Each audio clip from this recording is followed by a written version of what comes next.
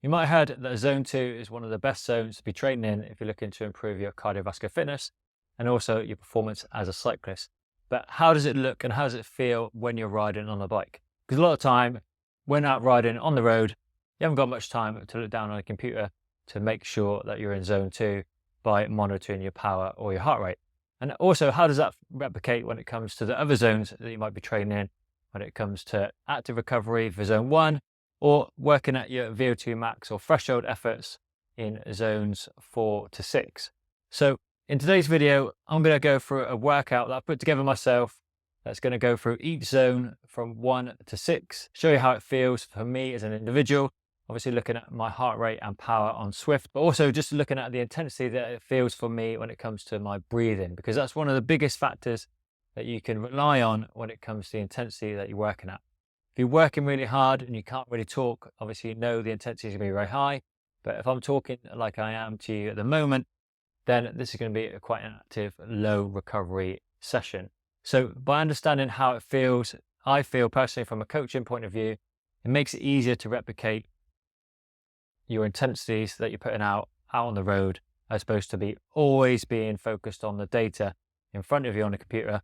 And that way you can get out and enjoy the rides a lot more comfortably and focus on enjoying riding rather than just thinking that you need to be focusing on your data 100% of the time. So let's get into today's video and let's get cracking with today's workout. So the workout put together is a very short 10-minute workout. I'm going to go through with you, explain and give you an idea of how it feels within each zone. Each zone we're working for about 2 minutes, and this is all based around my own individual FTP. Obviously this will vary depending on your own individual FTP and the intensities you need to put out as well. But we're going to start off by getting going, and just need to go nice and easy. This is zone 1. I need to turn it down. I need to be aiming for 130 watts. Let's put the power up. Okay, and this is just active recovery. So this is working at less than 50%, less than 60% of your FTP. So it should be really comfortable. This is a really good workout if you're looking to do an active recovery session after a hard weekend ride. I would normally do this on a Monday after a hard weekend of training. Just be nice and easy on the bike for an hour and just flushing out any lactic acid and just helping to keep active, but active recovery. It's important to keep active. Don't always have to be doing active recovery on the bike, but you can go for a walk or a swim. But it should be just really, really easy, not really taxing the cardiovascular system at all. And as you can see, my heart rate at the moment is 110. The resting heart rate about 45 to 50. So again, working in a good zone. And so we've got another 30 seconds left of this one. I've just done 2 minutes on each one. So active recovery, you could be going for hours. A good hour on the bike is what I'd normally spend doing active recovery. Sit and watch a film for an hour just to distract myself. Keep it nice and steady. And again, keep the cadence nice and high. What's my cadence at the moment on this one? 82 RPE, so RPM, so that's good. So we're moving into zone 2 now. So I've got an FTP of about 260 at the moment. Last time I measured it anyway. So now zone 2, 170. I've been doing a lot of zone 2 training recently. Normally holding about 200 watts for an hour. So 170, pretty comfortable. And this is something you should be able to do as well for an hour plus. Just make sure you're fueling well while riding. But I can see my heart rate's going up a little bit more. So my heart rate has gone to 134 now. My breathing is a little bit more laboured. So if you were riding with a friend This is always a good talk test to focus on. If you can talk to them as I'm talking to you now, without any gaps in conversation, then it's going to be a good sign. Well, that'll be a sign that it's too low. The intensity is too low. That's going to be sort of active recovery, as we did in the last one, zone 1, where I'm gasping for air a little bit now because the intensity is a little bit harder. I'm having to work a bit harder. Also talking, my heart rate's going up, 140. But that gap in conversation is a good indicator that you're in zone 2. So you can go for a run with your friends, go for a nice cycle ride with your friends, and you can still talk with gaps in conversation. And you want to do a nice social fruit ride to get good cardiovascular benefits. Try and stay in around zone 2. Always have that talk test in mind to make sure you're working in the right zones. And that's about 55 to 75% of your FTP. Now we're going into threshold efforts now. So this is zone 3.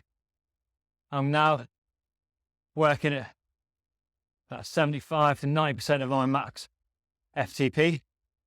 Heart rate's gone up 152 beats per minute now. Should be sticking at 215. So threshold efforts are good just to increase the intensity of the rides. They do increase fatigue on the body, so you don't want to be doing too much over the course of the week, which can increase your fatigue and your load that you put in for your body. So these will be efforts that you maybe would do for a shorter period of time, maybe sort of short intervals, getting close to your FTP. This could maybe 10, 20 minute intervals. Obviously, if you're working in that FTP, it'll be shorter. And as we go through the session now, it's going to be shorter, but my heart rate's gone up again. 156. Sticking at 215 watts, 2 minutes. Now it's getting harder for me to talk to you. So this is a good indicator that if you're riding and you want to go for an easier ride, then the intensity for you is probably going to be too intense. You need to bring it back a bit. Try not to over fatigue yourself.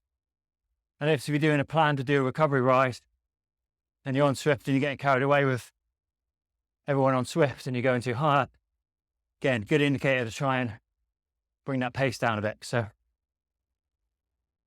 So going into my zone 4 now, this is pretty much near my FTP. So 250 for 2 minutes. These are good threshold efforts now. So if you're ever doing some threshold training, this is 90 to 105% of your FTP. And these are good, just getting you really good. This is good at getting you stronger as a cyclist. So you can do these efforts for 10 minutes, 3 sets of 10, maybe shorter ones, maybe 8 minutes, 8 to 10 minutes, with a good, maybe 3-minute recovery in between.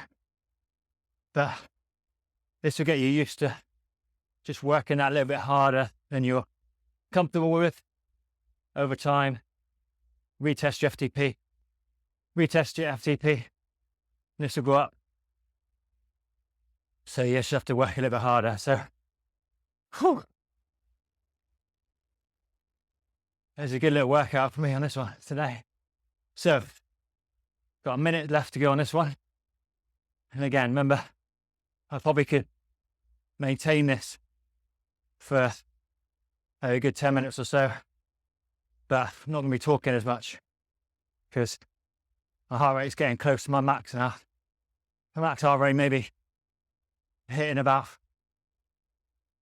180, going up to 200, so see how it goes today when I do the harder efforts. But as you can see, talking is becoming harder. So no, I'm not going to be able to maintain this intensity for long because you're just fatigued too quickly. So you want to take it easy, remember the talk test. So, part 2 to go. 290 now for 2 minutes.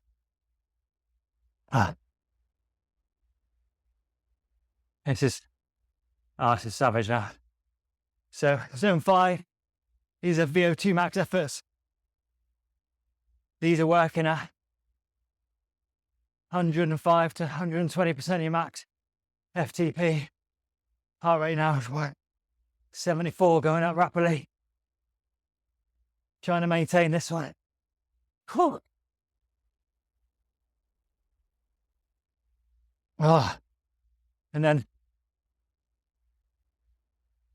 zone 5, we're going up to zone 6 for the 30-second sprint,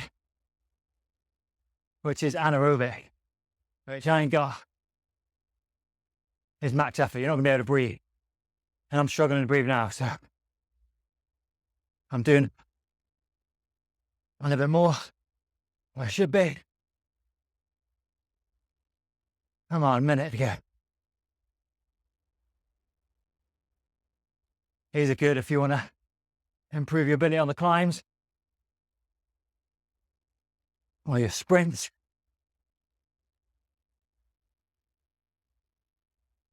Get used to digging deeper and pushing 4 watts plus per kilo now. I'm going to have very little left for the last one. Say a 30-second sprint. I'll do well for 10 seconds. And this is intense. Wow.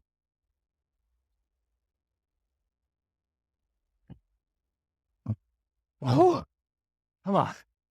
Last push. Here we go. Zone 6. Gonna be 3. 30. Oh, can you do it? Let's go. 3,000. Come on.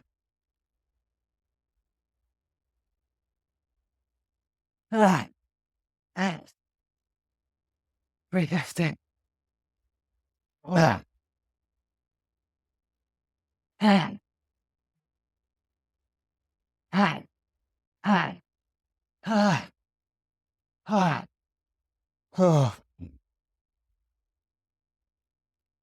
Holy Moses. That was a good 10-minute workout, that. So you can see, trying to maintain that last effort for any longer than 10 to 30 seconds is going to be very, very challenging. Probably 30 seconds I was thinking I was going to be quite. 30 seconds is probably way too long for anaerobic. You look at sprinters, they do that for 10 seconds. Anaerobic for a good final push. And yeah, heart rate's up. Didn't even look at what my max heart rate was at that point, but you can see that on the video. So, but yeah, that should give you a nice breakdown of how the intensities vary depending on your breathing. Looking out for how you feel. As you can see, throughout the whole session, I was comfortable in zones 1 and 2. Started to feel a little bit more discomfort in 3 and 4. 5 and 6, lots of discomfort. Had to really concentrate, not speak, get out of the saddle. A lot of things to vary the ability to get to those power numbers. So most of your training should be sticking around zone 1 and 2. Obviously zone 2 for good cardiovascular benefits. Build your aerobic pace. Once a week, do a hard threshold session or VO2 max session. That's all you need. Those sessions are very, very intense. Take longer to recover from them. So make sure you do them once a week. And if you're out on the weekend rides, try to